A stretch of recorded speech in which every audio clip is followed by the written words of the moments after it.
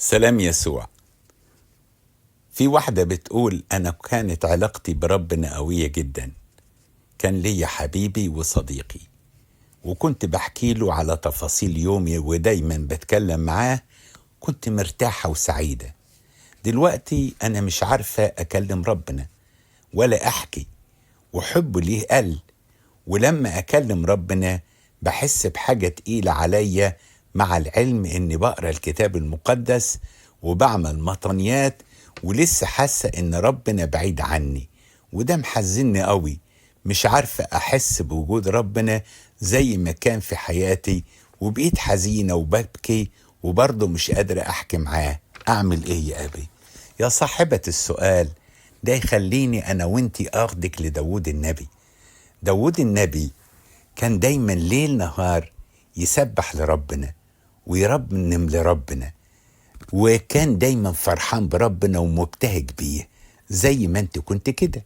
لما دخلت الخطية لداود وزنى وقتل، فقد بهجة الخلاص. بقى لا قادر يرنم ولا قادر يقرأ ولا قادر يفرح لربنا. فقال له في المزمور بتاع ارحمني يا الله كعظيم رحمتك، ما قالوش رد لي خلاصك، هو مخلص وانتي برضو مخلصة، بس قال له رد لي بهجة خلاصك، يعني فرحني بيك زي الأول ورجعني بيك زي الأول. ودي علامة إن الخطية دايما بتدي برود في حياة الإنسان وبتقلل المحبة، عشان بيقولوا لكن لي عليك شيء إنك قد تركت محبتك الأولى، فاذكر من أين سقطت وتوب.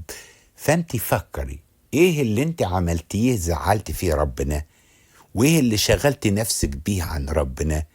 قدمي توبة لربنا وارجعي له، هتلاقيه فاتح لك أحضانه وهيقبلك وهيدوب الجليد اللي في قلبك ويخلي قلبك يلتهب نار في الحياة مع ربنا. يسوع يبارك حياتك بالكامل.